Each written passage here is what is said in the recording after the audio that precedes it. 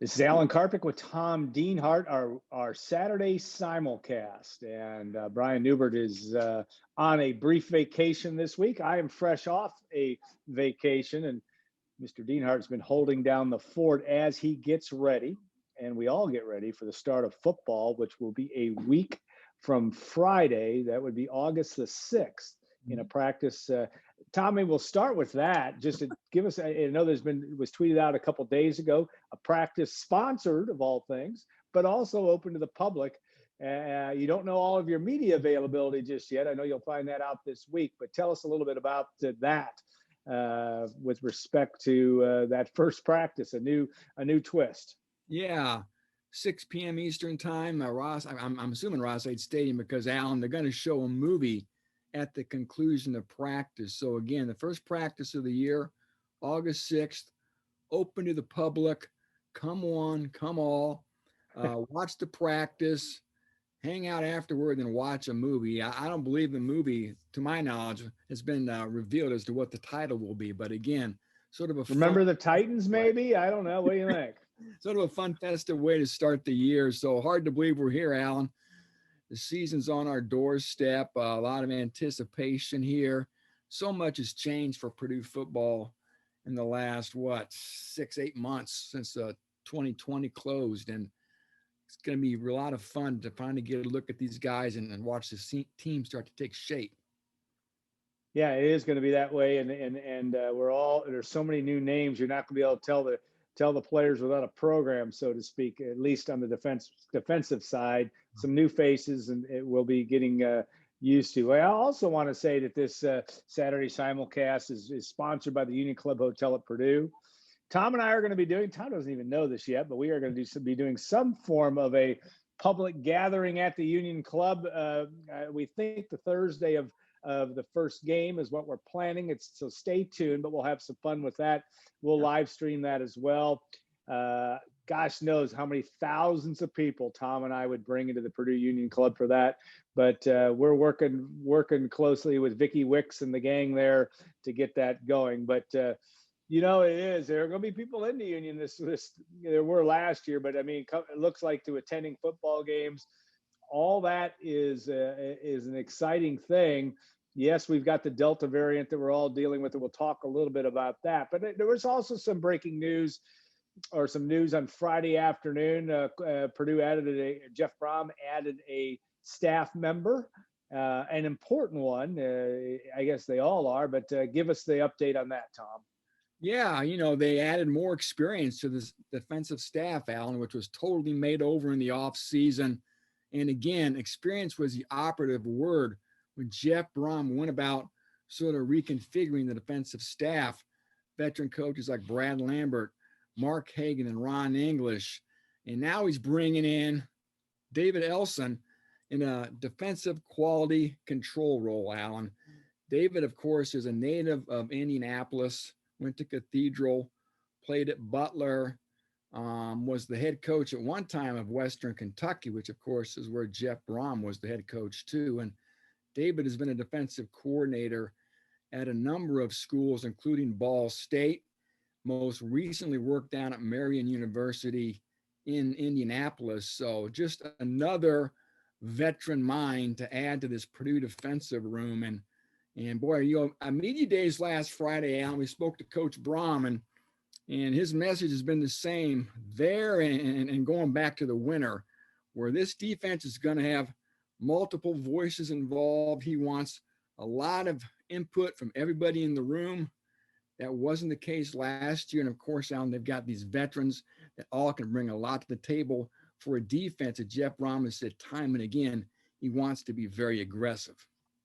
I like that. And, in terms of the fact that he's getting guys that are his contemporary, have experience, have head coaching experience. And I can't help but think that will help that staff room. If the head coach can get feedback from guys he can respect, trust, all of those factors can't help but help, what needs to gel with this staff. Because you have so many new faces, and you got guys that have some familiarity, obviously Mark Hagan being one, with Purdue, but this is an important hire, and of course David Elson would as well, just because he grew up down the road, so to speak. But this is a thing that I think is a real positive step for Jeff Brom and company to be able to add that. I think it's a big factor in helping. Again, it's a lot of this storyline, Tom, and I see if you agree, will be because of the transfer portal, the new names, the fact that you don't have Rondale Moore anymore. The factor of how this it's going to be how it all comes together, isn't it? I mean, literally, that sounds simple, but how this all meshes is really going to go a long way to determining whether Jeff Brom has a successful 5th season as the head coach at Purdue. Yeah, you're right. So much newness on defense in particular, Alan. You talked about the key there, developing that chemistry and that cohesion with so many new parts involved defensively. And again, not just the staff, Alan. You talked about the transfer portal, and Purdue was very active in the portal this entire off season. They brought in a total defensively, Alan, of 6 transfers. One was a junior college transfer, defensive tackle, but the other 5 defensive transfers all came via the portal. So they really injected that defense with not only new coaching minds, but some talent. Some personnel on the field they think can really upgrade that defense too. So between the new coaches, the influx of transfers, again, that defense has a lot of newness to it. And you're right. I think the big key this year, as far as success goes, I think most people would agree, is how well this defense develops and continues to play during the course of the 2021 season. Let me ask you this, because for you, you haven't been able to be in practice all last year. That's kind of like being a fish out of water for you, as much as you like covering practice and being there in the flesh, so to speak. We still don't know exactly what our availability is, but we do know. I mean, it's going to be important that you get a chance to set eyes on some of these guys that we've only seen, even from Yanni Karloftis to Mike Alamo, to other guys that we just want to know, what they look like and where they might fit in. There's a lot, and then of course all the transfers. You're going to be busy trying to figure and put a pen to paper, so to speak, of how all this is going to play out. Yeah, I love practices, Alan. I don't know what it is. In some ways, it's kind of weird, almost like practice is better than games. I can't explain. Yeah. There's just something about the intimacy of it. I don't know. There's something about the grind of practice too that always appeals to me out in the heat. And yeah, boy, you talked about Yanni Karloftis. Eager to see him, the West Side native. Yeah. Oh no, West Lafayette High School is the best high school in America. Let's get that out there first. That's true. And you're a football alumni there, so you're good. Okay. I want to see OC Brothers, the Auburn linebacker. I want to see Jamari Brown, the Kentucky cornerback. Joe Anderson from South Carolina, DeMarge Lewis from Indiana. Prince Boyd, the defensive tackle from the junior college. I want to see those transfers in particular as well. And again, it's going to be fun to see what those guys look like and to watch them move around the field, watch them work out. And then offensively, of course, there's some newcomers too. I'm really eager to see the wide receiver from Marshall. And I also want to see Tyler Witt, the guard from Western Kentucky, who's probably going to start at right guard. So again, and then you have the special teams. We're going to have a new punter, Jack Ansell from Australia, and then Mitchell Finrun from Sanford down in Birmingham, Alabama is probably going to win a kicking job. So just a lot of newness. And I'll tell you what, the one last guy I'm really eager to see from a transfer aspect is Christopher Jefferson. He's a safety from Findlay University in Ohio. I think Purdue's got a real gem here. Now, Findlay's only a Division II school. This guy was dominant at that level. He's from the Cleveland area. And I think he has a chance to come in and have a real impact at safety for Purdue. And, Brock Thompson, you talked about from Marshall to Purdue, storylines galore also. A guy that wants to be closer to home, and a guy that, on paper, Purdue's wide receiving room is kind of full, but not really. This guy did contribute at Marshall, made an impact early.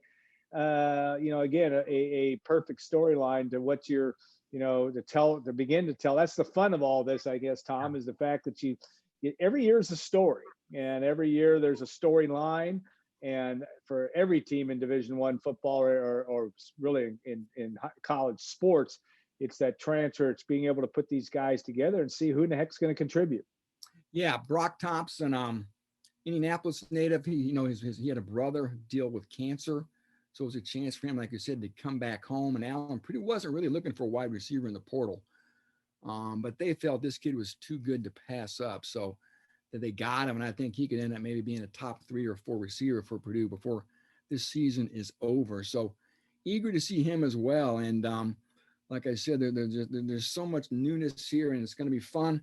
And also, just to keep this on your radar, everybody out there too, that last I heard, Purdue is still trying to work things out to bring in Virginia Tech's Alec Bryant, a defensive end, was a 4-star recruit out of Texas before he went to Blacksburg a few years ago. He's a guy that if they can get the red tape figured out, Alan, I think Purdue's going to take him. Time's running out here. Summer school ends in about a week, and then they'll have a small window where they can get him enrolled. But they would definitely like to get Brian on campus after they saw the Marcus Cushney kid from Alabama A&M flip to Florida State a week or so ago. Yeah, and obviously to the end of summer school, we don't know. We won't go into specifics, but there will be some anxiety in terms of academics, and there always is for any coach and when you have 85 scholarship players and then some. It's going to be a storyline as well. Summer school ends the Friday, August 6th. So, again, one thing which seems pretty clear, Tom, you're not going to have a roster you can kind of count on maybe till that Monday, the 9th, just because I know Purdue's first practice would be the Friday the 6th, but you have to think that assuming everybody gets here, everybody's, we just don't know the answers to all these things just yet. Yeah, you're right. And you look at go ahead. I'm sorry. You're exactly right. With so many guys, you just never know. So again, I'm sure Purdue's going to let the dust settle and see how it goes. They want to have their full complement of players, but you never know, Alan. You've been doing this for a long time. I've been doing this for a long time, and it seems like every year there's a surprise or two, isn't there? There is. It's guaranteed. Guaranteed something's going to happen. You hope it's not an injury.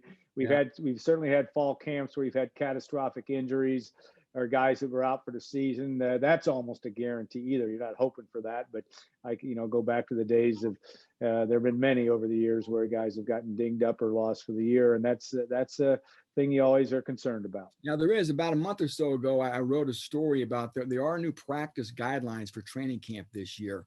Less contact, Alan.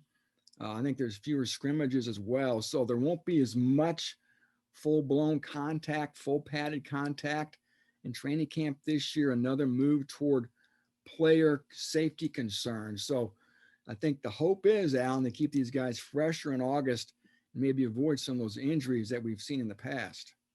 It's funny and not funny, but interesting in some ways that, with name, image, likeness, transfer portal, COVID, we've kind of forgotten it's not the injury, the player safety part is always top of mind, but it hasn't been the top of mind conversation piece.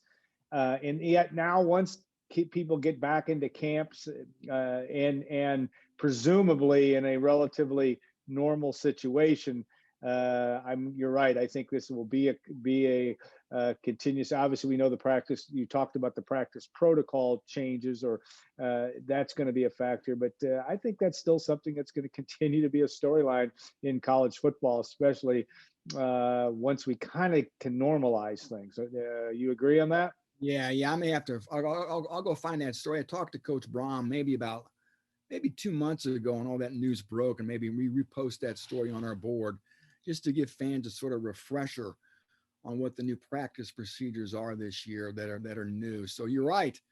Boy, I can't recall, Alan. I've been blessed to be able to work in some form of media for over 30 years now, and I can't recall many off seasons with this much seismic news from a collegiate sports standpoint.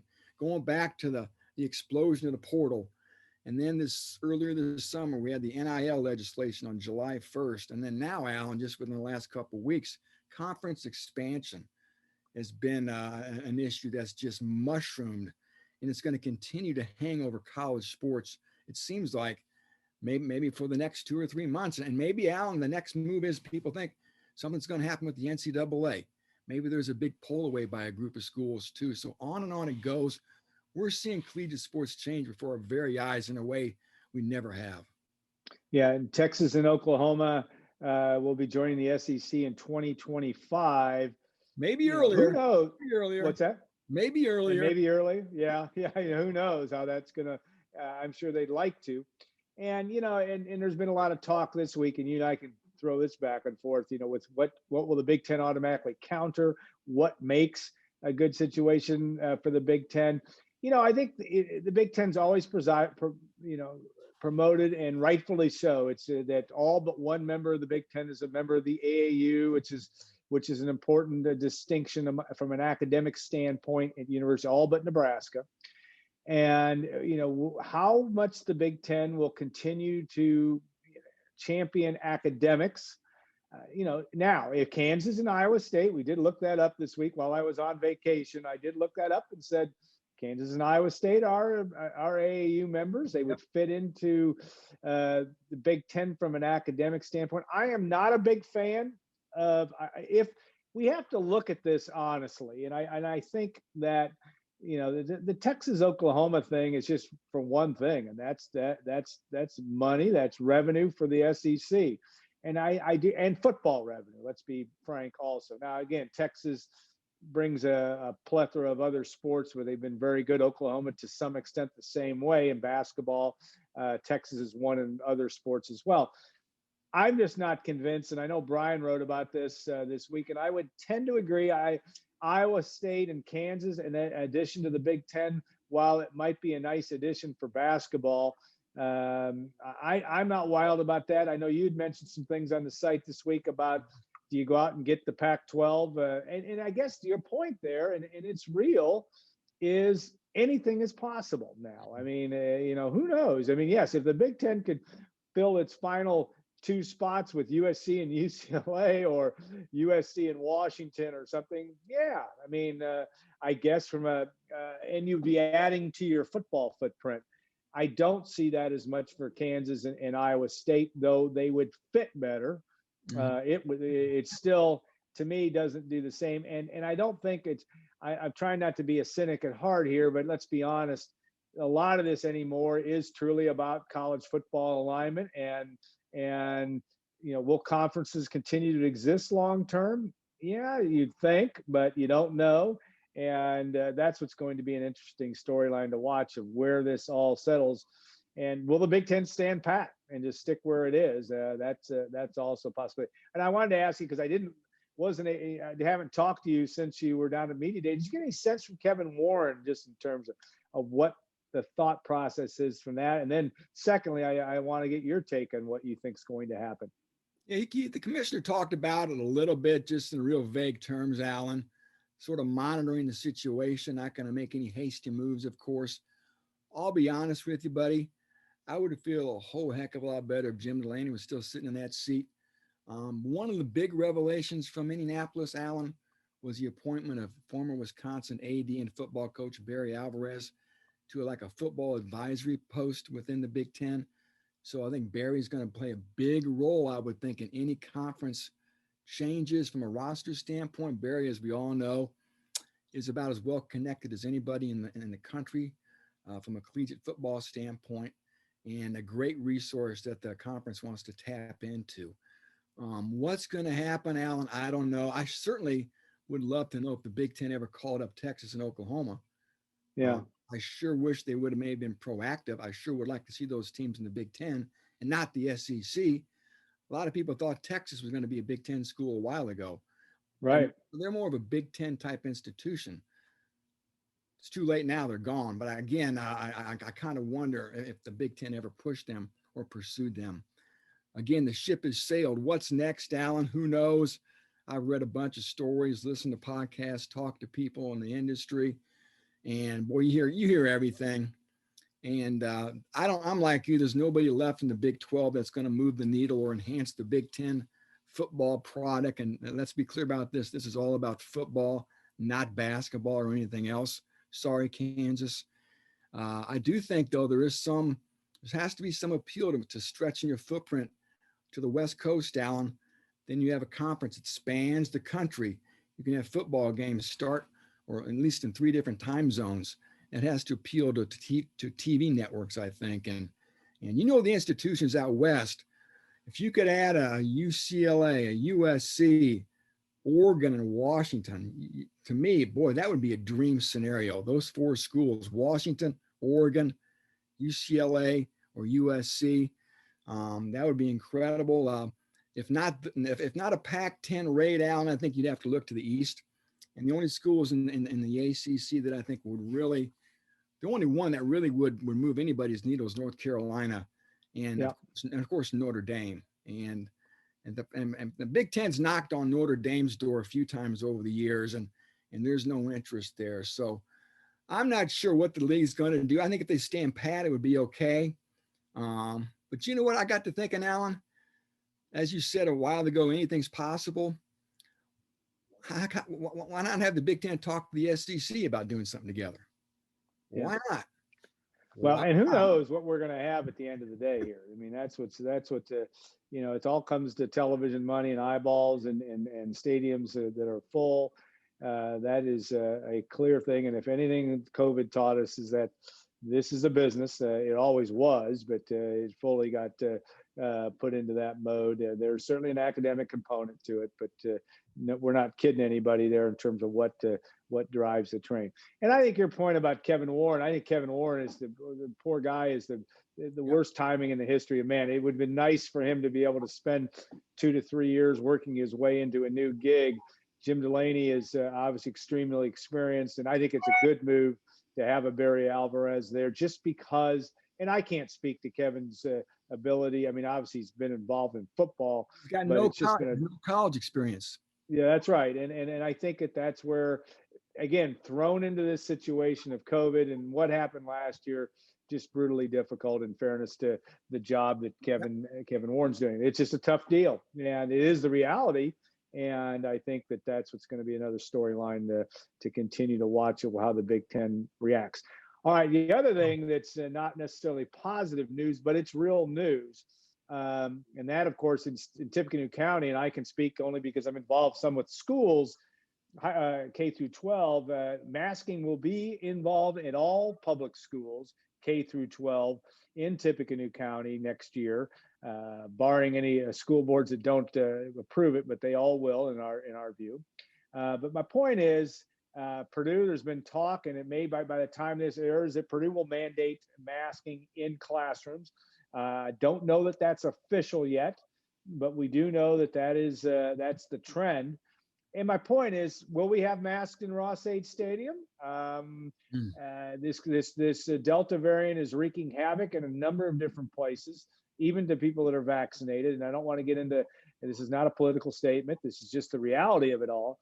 But it does beg the question, certainly in a Holloway gym for volleyball, and certainly in Mackey Arena as you get closer.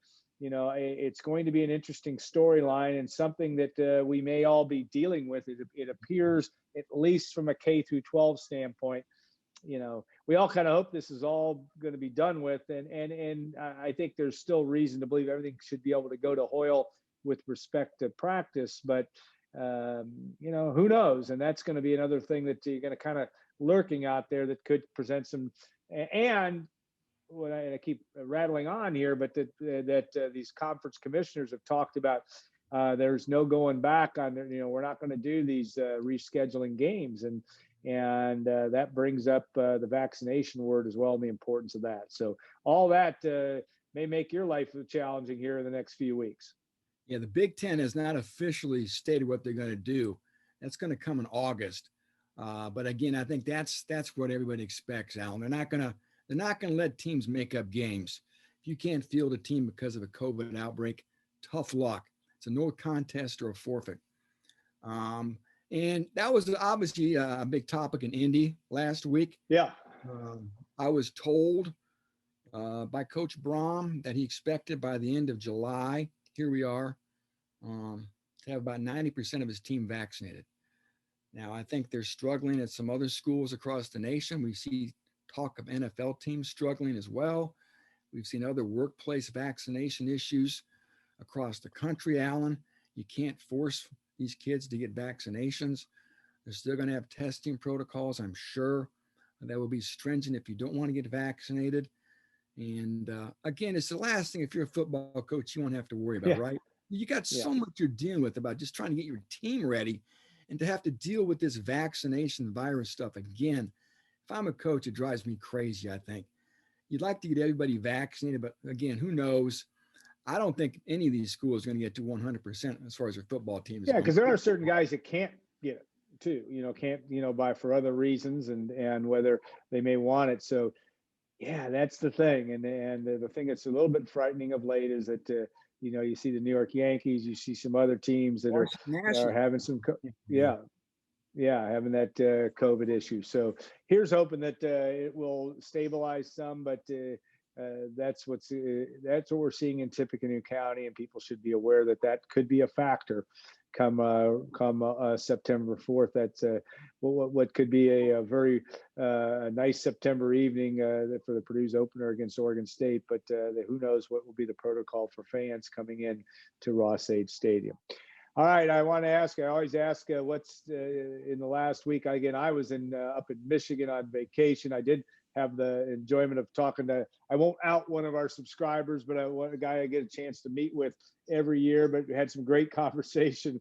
These guys that read our site, which is always impressive to me, come up with interesting ideas about how this all should work, from name, image, likeness to the future of all of the conference realignment. So I enjoyed that week and kind of watching that from afar. But it is going to be, that's the thing that now we're at August now, and it's go time for these, not only for these football programs, but for those of us that are involved with covering them too. It's going to be a lot of fun from that standpoint. How about you? You had a week to yourself with Brian being out. I know you were productive, but any other exciting? I know you had a good story on Brady Allen too, which I enjoyed. But what was your story of the week from your standpoint? Just again, talking to Coach Brom in Indianapolis was always fun. Talking to him about playing Notre Dame, Alan. And I'm like you, I'm excited the Irish are back on the schedule here. Yeah. So I know it's a brief appearance. Then they'll come back in a few years for about 4 or 5 games, I think. But of course, he was recruited by Notre Dame coming out of Trinity High School in Louisville, among other schools. And, I did a little story on that this week. I was just on the schedule and playing Notre Dame in particular. And it's kind of fun. He talked to me. I go, gosh, Coach Brom, for a guy from a Catholic high school, sure. How do you say no to Notre Dame, And the big thing for him was they had Rick Meyer. And remember Goshen, Indiana, Rick Meyer. He didn't think, he didn't want to go up there and have to butt heads with Meyer. Thought he was going to be their guy for the near future. And that was one of the big reasons he told me why he ended up not going to Notre Dame. So I always love kind of getting some backstories and learning more about people. And that was a fun revelation, I thought. And again, Purdue at Notre Dame, Alan, the 3rd game of the year, coming off the trip to UConn. Again, Purdue has not been to South Bend since 2012. Can you believe that?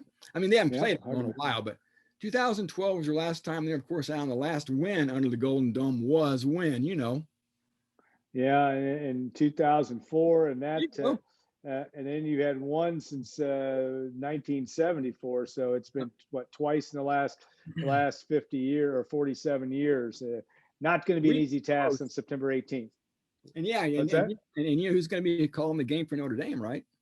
Yeah, that's going to takes it hard for some Purdue fans. Even though, I get a kick out of some people that think he's doing it. He's doing Notre Dame games, but he's going to be the same Drew Brees, and it'll be fun for the Purdue fans that are not going to be at Notre Dame Stadium to hear what Drew has to say. I think he'll do a good job as an analyst.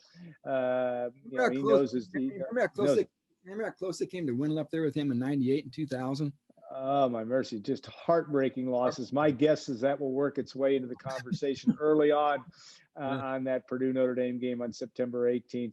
NBC will be carrying that game, and Drew Brees will be. I said Drew Brees and I'm not sure who was it. No, it's probably not Tom Hammond. That's been years ago, right? I don't know who will do the lead on that, but Drew will make them look good. That part I'm pretty. Or let's just say this: we know Drew will be Yeah. prepared. So that part I know will be the case. So Tom, thanks for your time, and we'll look forward to getting ready for first part of practice week. Mhm. And we'll also, for all of our listeners and viewers, it's ramping up, and we're ready to go for the 2021 football season. I want to thank the Union Club Hotel at Purdue. It's a Travel Leisure World's Best Hotel in Indiana nominee. Voting has been open for a while. It said you can visit PurdueUnionClubHotel.com for more details and also for information on booking. And you can do that to show your Purdue pride. There's the Purdue Union Club Hotel, now not so newly refurbished, redone, but it's something special, and it is definitely worth your time if you can get a chance to even to be visiting there. The Boiler Up Bar, good place to go and have a cocktail before or after your visit to West Lafayette. Before, during, I should say. So, Tom, have a great week. Thanks all for watching and listening, and we'll look forward to not quite game week, but at least practice week as we head into the month of August in Purdue sports.